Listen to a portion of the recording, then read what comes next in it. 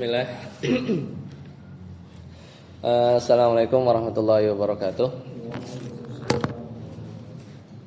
Alhamdulillah dan katsiran thayyiban mubarakan fih kama yuhibbu rabbuna wa yarda. Asyhadu an la ilaha illallah wahdahu la syarika lah wa asyhadu anna Muhammadan abduhu wa rasuluh. Allahumma shalli ala Muhammad wa ala ali Muhammad. Alhamdulillahilladzi bi ni'matihi tatimmu shalihat. Alhamdulillah, segala puji bagi Allahu jalla jalaluh. Kita kembali memulai baru ya, pertemuan yang baru setelah kita libur dari kajian kita sebelumnya yang alhamdulillah biidznillah sudah selesai. Kemarin kita bahas ya kitab Khulasatul Anbiya fi Qasasil Anbiya, sudah selesai ya kemarin. Kitab tersebut selesai di 16 pertemuan ya. Jadi kisah dari Nabi Adam sampai Nabi Muhammad SAW itu sudah kita selesaikan sampai pertemuan yang ke-16. Dan kita terakhir 17 April, kemudian libur Idul Adha hampir sebulan. Ini udah 17 April, 17 Mei, 19 Juni, berarti hampir 2 bulan ya. Makanya di grup setiap Jumat pasti harus update. Belum libur ya. Kalau enggak ditanyain Ustaz Tatang terus. Kadang enggak ada. udah kangen belajar ya. Nah, insyaallah mudah-mudahan Allah kembali mudahkan kita saat kita mulai kitab yang baru. Seperti biasa kita komitmen untuk istiqomah sampai selesai ya. Ya seperti kajian-kajian kita di hari Jumat ini. Ya, mudah-mudahan itu menjadi amalan yang Allah terima, apa yang telah kita pelajari sebelumnya. Amalan yang sedikit ya, mungkin hanya kurang dari 1 jam sepekan, namun istiqomah itu mudahan Allah cintai ya, dan dicatat sebagai amalan yang didawamkan. Ya makanya jangan sampai kebanyakan libur ya, udah libur. Nah, ya karena khusus hari Jumat kita nggak pernah berubah ya, sejak 2019 ya, berarti hampir udah berapa tahun ya? 7 ya, 7 tahun setiap hari Jumat Allah izinkan kita. Sudah berapa kitab ya, mulai dari Muyasar waktu itu Juli ya, tanggal 3 Juli 2019 itu yang terekam ya, yang di yang ada di channel kita. Jadi berganti-ganti ya, mulai dari Muyasar ya, kemudian Kitabut Tauhid kita sudah selesai, itu yang paling lama ya. Kemudian bahasa Arab ya, Shorof ya, kemudian latihan kitab Gundul, Usul min ilmi usul ya, kalau kita masih ingat ya, 2021 ya. Kemudian Usul min ilmi usul lumayan lama waktu itu kita ya. Kemudian dilanjut bahasa Arab lagi, Mutamimah Jurumiyah, tafsir ya, apalagi yang kita sudah lewati sebelumnya. Jurumiyah itu hampir setahun ya. Kemudian kita kembali ke ini kisah para nabi waktu itu ya, kisah para nabi, latihan baca kitab lagi ya. Ya, kemudian insyaallah kita dapat tahsin ya, kemudian kaidah-kaidah tadabbur kemarin pas Ramadan ya. Dan insyaallah kita mulai dengan kitab yang baru. Nah, kitab yang baru ini adalah Liyadabbaru Ayati. Nah, judulnya unik ya. Nanti kita akan kenalan kenapa dipilih kitab ini. Masing-masing sudah pegang ya. Kalau nggak ada PDF-nya di grup. Ya, jadi teman-teman minta macam-macam ya. Antum waktu itu usul apa? Usul fikih ya? Ya, usul fikih. Kemudian oh ya, qawaid fikih. Kemudian beberapa Ustaz Tatang apa waktu itu ya? Minta yang kalau nggak salah apa ya, minta yang bisa diamalin atau apa gitu. Nah, kemudian Ustaz Arsi ya, kebetulan beliau nggak hadir karena ada kakaknya di rumah. Ustaz Arsi apa namanya? Beliau minta yang tazkiyatun nufus. Ini belum nih benar. Ya, Ana agak setuju sama beliau, makanya agar akidahnya dapat, ya, qawaid fikihnya dapat, ya mau nggak mau kita balik lagi ke Al-Qur'an karena Al-Qur'an itu sumber segala ilmu. Cuman kitabnya apa gitu kan? Usul fikih kita udah. Qawaid fikih sebenarnya waktu itu pernah ya, yang tipis ya. Pernah yang Syekh Sa'di waktu itu di sini juga. Nah, makanya kita pilih di sini, kemudian terakhir kita tadabbur. Anu lebih condong ke tafsir. Nah, dari semua itu pokoknya tadi ya qawaid fikih, tadabbur, kemudian sekalian latihan baca kitab juga karena kitab ini kontemporer. Jadi bahasanya agak ringan ya, tidak seperti bahasanya Qatrun Nada ya di kelas Sabtu besok yang ya agak sulit gitu kan.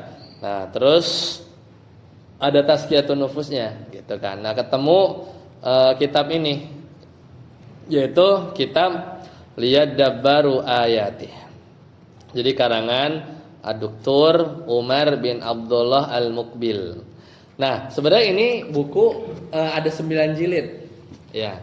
Jadi waktu itu Ana mau pakai jilid pertama, tapi setelah Ana cek ternyata dia udah sampai jilid 9. Kita ambil jilid 9-nya dulu. Dan jilid 1 sampai 9 itu ayat-ayatnya sama dari Al-Fatihah sampai An-Nas. Jilid 2 Al-Fatihah sampai An-Nas, gitu terus. Jadi dia sifatnya itu mengumpulkan perkataan-perkataan ulama di setiap ayat yang ada tadaburnya. Misalnya Ibnul Qayyim dia lewat satu ayat, kemudian dia tadaburi.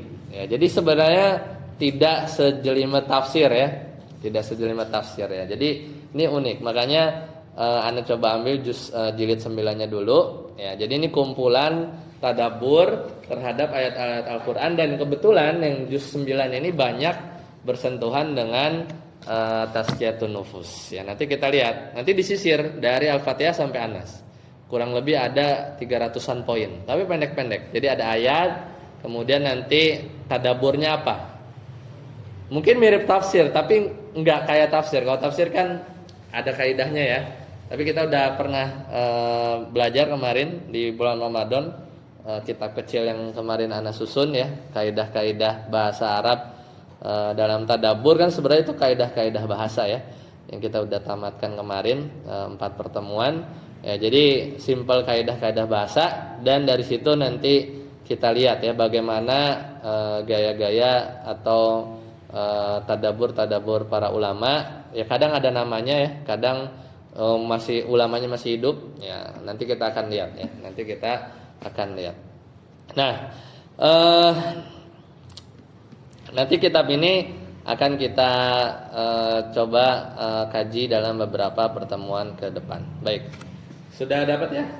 Ini kitabnya Ana cetak sesuai yang ngelis ya. PDF-nya bisa Anda baca, mudah-mudahan kelihatan. Ya, silakan dibuka halaman pertama ya. Dibuka halaman pertama atau halaman judul ya, Liyadabbaru Ayati. Ya, Liyadabbaru Ayati. Jadi ini jilid 9 ya, jilid 9. Seperti biasa kita akan mulai dari muqaddimah ya. Dari muqaddimah. Di halaman 5 ya. Muqaddimah di halaman 5. Seperti biasa kita kajian ya, kadang kita baca, nanti atau mungkin antum baca, nanti kita bahas ya sedikit. Nah. Sudah ketemu halaman 5? Ya, nah.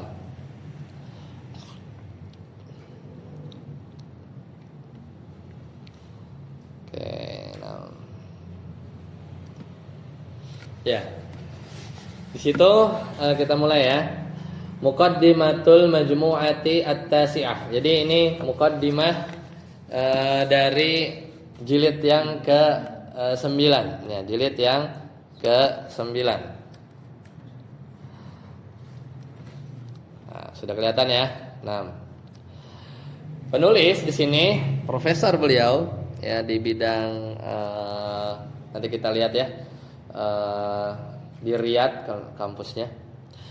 Ya, beliau berkata, alhamdulillahilladzi hadana li hadza wa ma kunna, ketemu ada mana ya? Alhamdulillahilladzi hadana li hadza wa ma kunna linahtadiya laula an hadanallah. Ya, laula an hadanallah. Jadi beliau memulai dengan pujian, segala puji bagi Allah yang telah memberi kami petunjuk ini, dan kami tidak akan mendapat petunjuk kalau bukan karena Allah yang menunjuki kami. Ya, wassalatu wassalamu ala Rasulillah wa ala alihi wa sahbihi wa man walah, amma ba'd. Dan salawat serta salam, ya, salawat serta salam semoga senantiasa tercurah kepada Rasulullah SAW, ya, wa ala alihi dan keluarga beliau, wasahbihi dan juga sahabat beliau, wa man walah dan pengikutnya, ya, amma ba'd. Adapun setelah itu maka penulis mengatakan fahadhihi, ya, fahadhihi hiyal majmu'atu tasi'ah min hadhihi silsilatil mubarakah liyadabbaru ayatih, ya. Jadi ini adalah jilid yang ke-9. Setahuannya ini yang terakhir ya. Mungkin nanti ada jilid ke-10.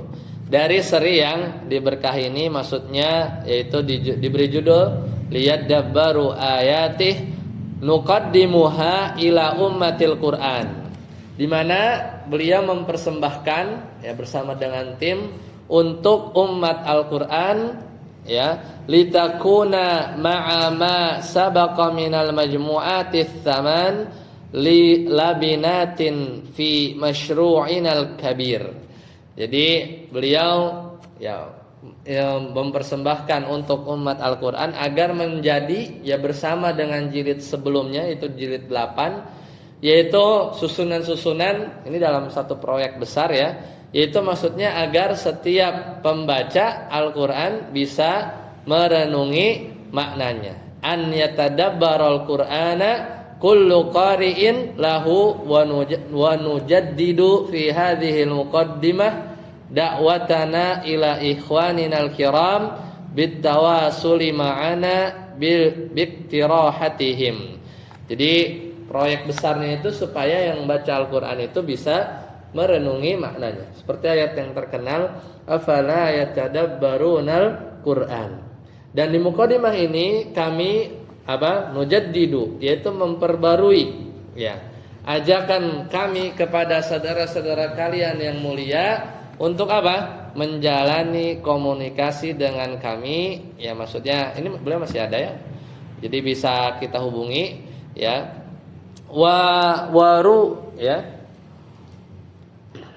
Waru'ahum min khilalil baridil al-elektroni au ala safahatit tadabbur ala syabakatit tawasulil ijtima'il mudawwanah ala ghilafil kitabi, ya, ala ghilafil kitab, ya. Jadi beliau terbuka akan koreksi, ya. Jadi beliau kalau bisa, ya, kita jika memungkinkan maka bisa menghubungi beliau, ada channelnya beliau. Kemudian bisa memberi saran atau pandangan melalui email, ya, elektroniyah itu email, atau website Tadabbur di media sosial yang tertera di sampul buku ini. Jadi di sampul bukunya ada, ya, ada emailnya, ada Tadabbur tuh, ya, antum bisa scan. Karena ini buku yang berjilid, ya. Wa katabahu, dan buku ini ditulis oleh Al-Ustadz Profesor Dal, itu maksudnya Dr. Umar Ibn Abdullah Al-Muqbil, Rais, ya, beliau Raisu Majlisi Idaratil Hay'ah Al-Alamiyah Litadabburil Qur'anil Karim. Beliau adalah ketua Majelis Idarah Al-Hay'ah Al-Alamiyah Litadabburil Qur'anil Karim. Ustadzul Hadis, beliau adalah guru besar di ilmu hadis, ya, fi kulliyati syariati, itu di fakultas syariah, di mana? Bi Jami'il Qasim. Itu di Universitas Qasim. Tanggal 1 Sya'ban 1437. Udah tuh udah lama ya. Sekarang udah 1448, 11 tahun. Nah, 11 tahun di 9-nya. Tapi Anda cuma nemu sampai jilid 9 ya. Nah, lanjut halaman selanjutnya. Kalimatu fit tadabbur. Udah ketemu? Ya. Kita mulai dari yang pertama.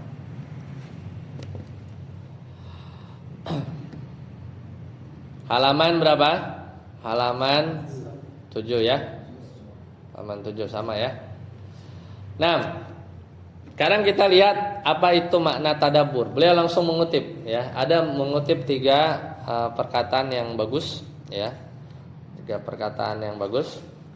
Pertama, beliau di sini mengutip perkataannya Syekhul Islam Ibnu Taimiyah ya, dalam Al-Fatawa Al-Kubra.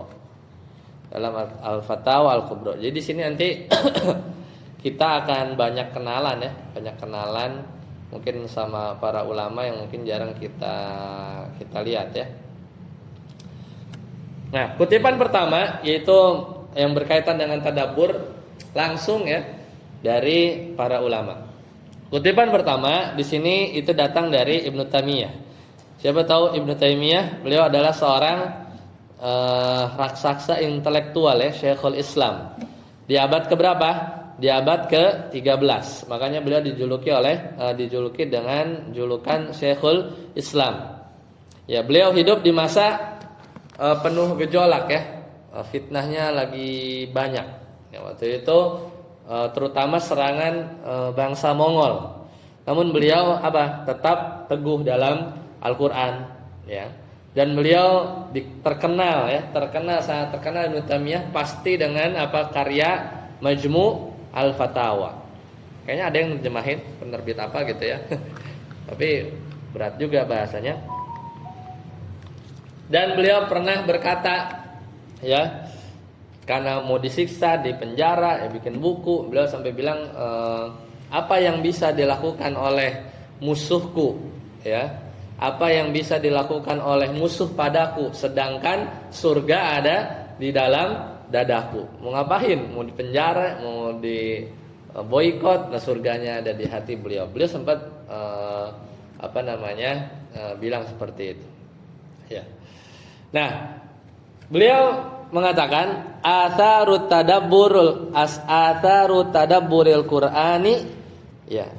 Athar di sini artinya apa? Bekas-bekas ya dari kita tadabbur ya, bekas-bekas dari kita mentadaburi Al-Qur'an, yaitu apa? Kata beliau, ma fil qalbi min ma'rifatillahi wa mahabbatihi wa khasyatihi. Jadi kalau bekas-bekas tadabbur Al-Qur'an itu akan terlihat munculnya di dalam hati kita, yaitu pengenalan kepada Allah, wa mahabbatihi, dan rasa cinta kita kepada Allah Subhanahu wa taala, wa khasyatihi, dan juga rasa takut kita kepada Allah Subhanahu wa taala. Wa tasdiqi bi akhbarihi, dan membenarkan membenarkan berita-berita yang ada dalam Al-Qur'an. Wa ghairi dzalik, dan hal lainnya yang mimma yatabayanun nasu fihi, yang membuat manusia berbeda-beda tingkatannya satu sama lain. Wa yatafadaluna tafadulan. Ya, jadi manusia itu tingkatannya beda-beda, tafadulan aziman. Semakin orang mentadabburi Al-Qur'an, maka semakin tinggi derajat atau tingkatan orang tersebut. Wa yaqwa dzalika, ya, dan itu akan menguat. Yaqwa itu menguat. Kullama zdadal 'abdu tadabburan lil Qur'ani wa fahman. Jadi makin hal tersebut akan menguat ya. Yaqwa itu artinya menguat ya. Seiring Seiring hamba semakin menambah tadabbur dan fahman, dan pemahaman terhadap Al-Qur'an. Itu kata Ibnu Taimiyah dalam Al-Fatawa Al-Kubra. Ini bukunya juga ya. Yaitu di jilid 2 halaman 222. Nah, itu ada kata tadabbur yang dibahas ya, oleh para ulama, salah satunya kutipannya ini. Kemudian yang kedua, kalimatu fit tadabbur. Yang kedua ini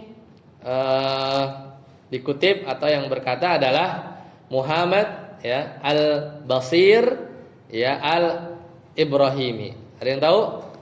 Beliau ulama tajdid juga ya, beliau dari Aljazair ya, di abad ke-20, berarti belakangan. Beliau ini Muhammad atau Syekh Al-Basir Al-Ibrahim itu pimpinan ini Persatuan Ulama Muslim Aljazair. Yang kan kalau di Aljazair di mana? Di ini kan di Afrika ya, dekat Libya, Tunisia. Beliau ulama yang berjuang melawan Perancis ya. Karena kalau Afrika kan jajahan Perancis, lebih dekat kan ke Perancis ya. Ya melalui pendidikan ya, pemurnian akidah, dan beliau tahu persis bahwa di antara karya terkenal ya, umat Islam itu kalah bukan karena kurang senjata ya. Ya, tapi karena jauh dari Al-Qur'an ya, dari Al-Qur'an. Nah, kata beliau tadabburul Qur'ani wattiba'uhu ya, huma farquma baina awalil ummah wa akhiriha. Ini kata beliau nih, mentadaburi Al-Qur'an wattiba'uhu, dan mengikutinya itu adalah apa? Kedua, tadabbur dan ngikutin Al-Qur'an itu kata beliau farquma baina awalil ummah wa akhiriha, adalah pembeda antara generasi awal umat ini dengan generasi akhir. Itu bedanya ya. Wa innahu lafarqun hailun, dan itu adalah perbedaan yang sangat besar. Ya. Jadi ya jauhlah kita, umat kita tertinggal. Ya, seperti misalnya sahabat Nabi ya, seperti Ibnu Umar. Beliau belajar Al-Baqarah itu selama 8 tahun. Ya, Ibnu Umar itu belajar Al-Baqarah selama 8 tahun. Bukan karena beliau bodoh ya, tapi karena beliau enggak mau pindah ya ke ayat lain sebelum ayat sebelumnya. Udah benar-benar diamalkan, terimplementasi dalam diri beliau, dan itu yang hilang dari kita. Ini kalau kita belajar Al-Baqarah dari 2019 belum tamat. Misalnya 2019 kita belajar Al-Baqarah gitu ya, akan berpindah dari satu ayat ke ayat yang lain ya, sampai benar-benar dihafalin, tahu kapan turunnya, apa maksud hukum di belakangnya. Itulah Ibnu Umar. Ya, jadi jauh ya. Bedanya generasi kita sama generasi terdahulu itu adalah tadaburnya sama ngikutin Al-Qur'annya. Wa innahu lafarqun hailun. Dan ini adalah perbedaan yang sangat besar. Fa adamu tadabburi ya, maka tidak adanya tadabbur ya, ya dalam umat kita ini, maka itulah yang merusak ya. Afqada ya. Maka kata beliau, fa'adamu tadabburi afqadana al-ilmu. Ya, al-ilma, maka tidak adanya tadabbur membuat kita kehilangan ilmu. Wa adamul ittiba'i afqadanal amal. Ya, kan sumbernya dua. Kita tidak ada tadabbur dalam kita dalam Al-Qur'an yang kita baca, itu membuat kita hilang ilmu. Dan tidak ada ittiba, kita ngikutin Al-Qur'an, ya maka itulah yang membuat kita kehilangan amal. Itu tadi beda dengan Ibnu Umar ya. Ibnu Umar itu belajar Al-Baqarah 8 tahun. Ya, 8 tahun. Maka itu contoh yang nyata bahwa beliau enggak mau pindah dari satu ayat ke ayat yang lain sampai benar-benar beliau mengamalkannya. Ya, mengamalkannya. Nah, kemudian Ya, itu tadabbur lah. Bagaimana besarnya tadabbur ya pada diri seseorang. Nah, kemudian yang ketiga. Yang ketiga ini, nah kalau di sini ditulis mutadabbir, ada kan? Ini siapa yang nulis tidak dikenal lah, mungkin anonim ya, tidak tahu siapa yang namanya mutadabbir. Mutadabbir ini ya sebutan bagi siapa aja yang menekuni jalan tadabbur ya. Intinya anonim lah, nggak disebut namanya.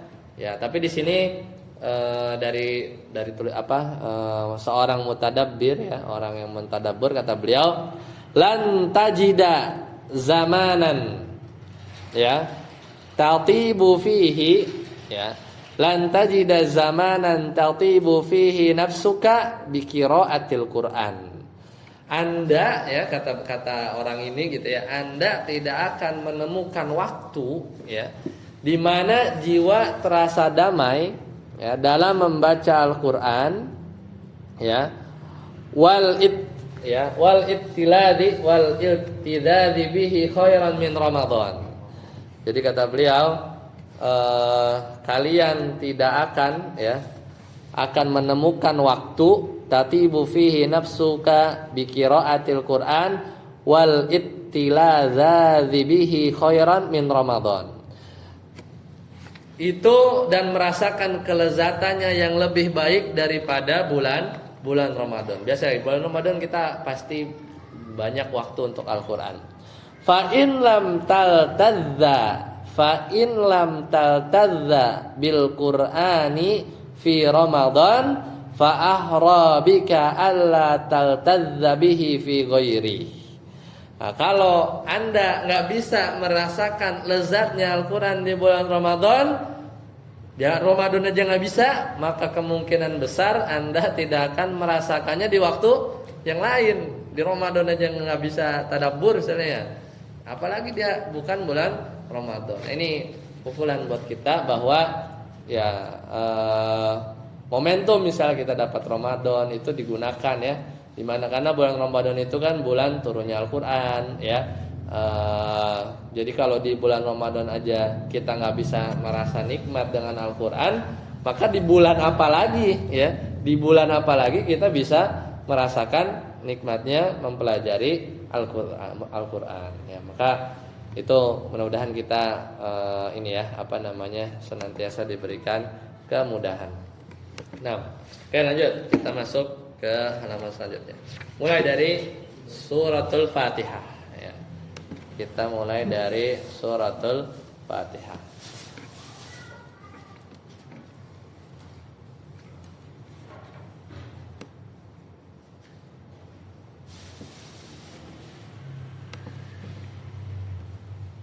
Sudah ketemu halaman berapa? 9 ya. Nah, jadi ini ya seperti tadi yang dibilang bahwa nanti kita akan runut dari Al-Fatihah, tapi tentunya nggak semua ayat. Tapi dari situ kita bisa seenggaknya menyisir ya dari awal sampai akhir. 6. Nah, ini kita mulai dari Al-Fatihah. Nanti beliau tuh ngumpulin ya. Beliau kan punya tim ya. Beliau punya tim, beliau ngumpulin bukan tafsir tapi makna-makna tadabbur yang mungkin kita nggak kepikiran gitu ya, dari para ulama ya dan seterusnya. Baik. Kita ketemu ya halaman 9. Kita mulai dari Al-Fatihah.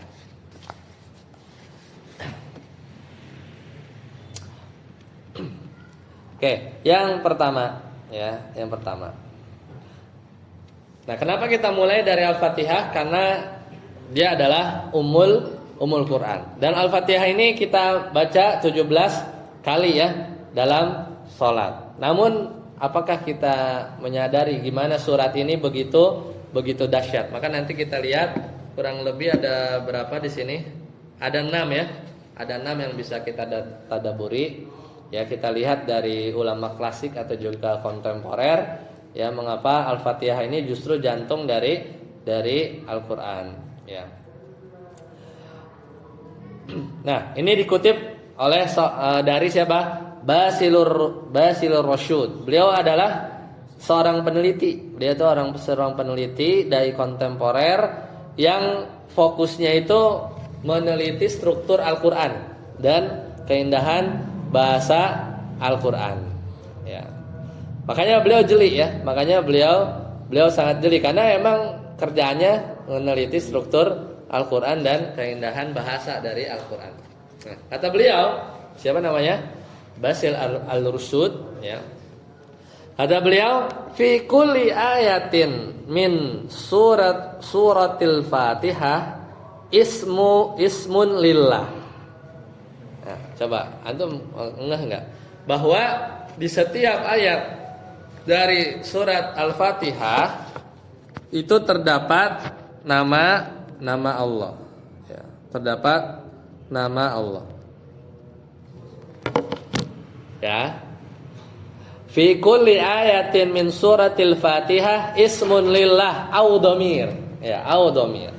Kata beliau, jadi di setiap surat Al-Fatihah itu ada nama Allah atau kata ganti yang balik kepada lafzul jalalah.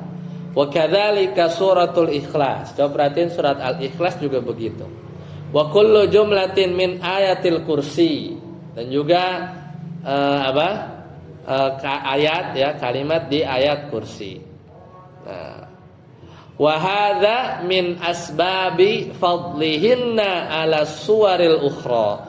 Maka ini adalah salah satu sebab, jadi makin banyak surat itu nyebutin kata-kata Allah, huwanya kembali ke Allah, itu menunjukkan sebab keutamaan mereka. Makanya kalau ditanya ayat yang paling utama ayat kursi, ya kan? Terus diantara yang paling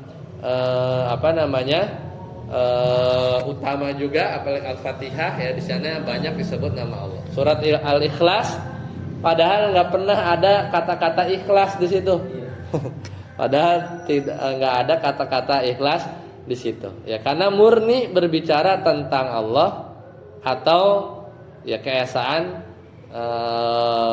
akan tauhid ya kepada Allah. Jadi semakin banyak nama Allah disebut dalam sebuah surat, maka konsepnya gimana? Semakin tinggi derajat surat tersebut. Ya itu komentar dari beliau ya, atau beliau mentadaburi ya dari 3 ayat ini, dan beliau membuat pernyataan seperti itu. Nah, selanjutnya yang kedua. Ada yang tahu ini? Beliau adalah Profesor Dr. Ibrahim Ad-Dawsari. Ya. Beliau siapa? Pakar Al-Quran. Guru besar di mana? Di Universitas Al-Imam Muhammad bin Saud. Ya, beliau ahli dalam bidang qiraat, yaitu cara baca Al-Quran dan tafsir. Nah, beliau sebenarnya di bagian ini merujuk ke hadis qudsi yang kita sangat-sangat hafal ya. Ketika kita baca Al-Fatihah itu kan seolah kita sedang berdialog, ya kan? Alhamdulillahirabbil alamin. Hambaku memujiku, gitu kan? Nah, beliau sebenarnya mengutip hadis qudsi tersebut. Kata beliau, ayatul majdi fi suratil Fatihah hiya maliki yaumiddin. Kata beliau, ayat kemuliaan, majid itu kemuliaan dalam surat Al-Fatihah adalah ayat yang bunyinya maliki yaumiddin, yaitu pemilik hari pembalasan. Ya, kenapa? Kata beliau, id yaqulullahu ta'ala hinama yatluha al-'abdu majjadani 'abdi. Ya, ini kan potongan ini ya, hadis qudsi yang sangat masyhur. Hadis qudsi Allah berfirman ya. Allah berfirman, kata beliau, Nabi Muhammad SAW, bahwasanya Allah Ta'ala berfirman, aku membagi salat Al-Fatihah antara aku dan hambaku, gitu kan, menjadi 2 bagian. Ya, jadi di 2 bagian kita baca, Allah jawab gitu. Dan ketika kita baca Maliki Yaumiddin, Allah bilang apa? Majjadani abdi, hambaku telah memuliakan aku. Ya, hambaku telah memuliakan aku. Maksudnya apa? Azamani. Ya. Wa man azamallaha fa innahu la yajtari'u ala maharimihi. Maka ya, siapa yang mengagungkan Allah, maka dia tidak akan berani melanggar hal-hal yang diharamkannya. Ya, mengapa ayat ini disebut ayat kemuliaan? Karena kita mengaku bahwa hari kiamat itu Maliki Yaumiddin, tidak ada raja, nggak ada presiden, ya, tidak ada orang kaya, hanya Allah, ya. Dan seolah beliau Profesor Ibrahim Ad-Dawsari ini memberikan sentuhan psikologis lah. Jadi kalau kita dalam sholat aja udah mengaku bahwa Allah sebagai raja di hari pembalasan, ya, begini kan? Kita sudah mengakui Allah sebagai raja Maliki Yaumiddin di hari pembalasan, maka bagaimana mungkin di luar sholat, ya enggak? Di luar sholat kita malah berani melanggar perintahnya. Kalau berani melanggar perintahnya berarti kita melalaikan Allah enggak? Enggak berarti. Karena gimana? Karena rasa agum, takzim ke bos kita, presiden, ya, bos lah, manajer, itu sebenarnya rem supaya kita sopan-sopan lah. Kan makanya ada bahasanya ketawa karir lah, ya kan. Pokoknya kalau bos ketawa, kita ketawa lah, namanya ketawa karir kan, gitu kan. Gitu-gitulah. Itu supaya takzim. Ya. Masa jenderal humor dikit kita nggak ketawa kan gempleng gitu. Ya gitulah. Apalagi ya wallahu masalul a'la, ya. Buat Allah pemisalan yang lebih tinggi. Ya, maka rasa takzim kepada Allah itu rem terbaik dari kita bermaksiat. Karena itulah di antara keagungan Al-Qur'an, makin sering kita tilawah, tadabbur, ngafalin, murojaah, itu tuh bikin menghalangi kita dari berbuat maksiat, ya. Ya entah waktunya jadinya sibuk sama Al-Qur'an atau minimal malu gitu kan. Habis baca Quran masalah maksiat, ya, atau bohong atau yang lain, ya dengan sendirinya itu adalah bukti keberkahan Al-Quran. Itu bisa ngerem seorang itu minimal dalam bermaksiat. Nah, lanjut. Nah, yang ketiga, siapa yang nggak kenal Ibnul Qayyim, ya, dalam Al-Fawaid. Ibnul Qayyim siapa? Ibnul Qayyim Al-Jauziyah, wafatnya di 1350. Beliau siapa? Murid utamanya Syekhul Islam Ibnu Taimiyah yang tadi kita udah baca di halaman 5, ya. Beliau itu kalau teman-teman di mazhab mungkin Syafi'i kenal namanya kok lupa nih bahasa lain tazkiyatun nufus itu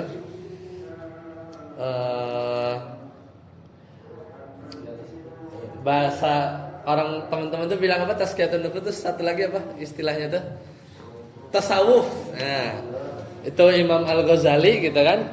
Kalau di mazhab Syafi'i, ya, di mazhab Hambali atau yang kita kenal pakar ya kedokteran hati atau tazkiyatun nufus itu Ibnul Qayyim, ya. Di antaranya yang paling banyak membahas tentang hati, tazkiyatun nufus atau ya kan orang-orang teman-teman yang teman-teman kita yang lain itu bilang kan Ibnu Taimiyah juga sebenarnya ahli tasawuf dalam artian tazkiyatun nufus menurut mereka gitu kan. Nah, jadi pakar kedokteran hati sebenarnya itu adalah Ibnul Qayyim Al-Jauziyah. Di antara karyanya yang bahas itu adalah Madarijus Salikin. Nah, itu udah diterjemahin banyak. Al-Fawaid. Nah, Al-Fawaid ini yang dikutip. Nah, beliau kita mengutip dari beliau dalam kitabnya Al-Fawaid. Ini banyak rujukan Madarijus Salikin, Al-Fawaid. Nah, kata beliau, kata Ibnul Qayyim, pasti bahasanya agak beda kalau beliau, ya. Ya, ihdinas siratal mustaqim. Nah, beliau mengomentari ayat, ya, di surat Al-Fatihah.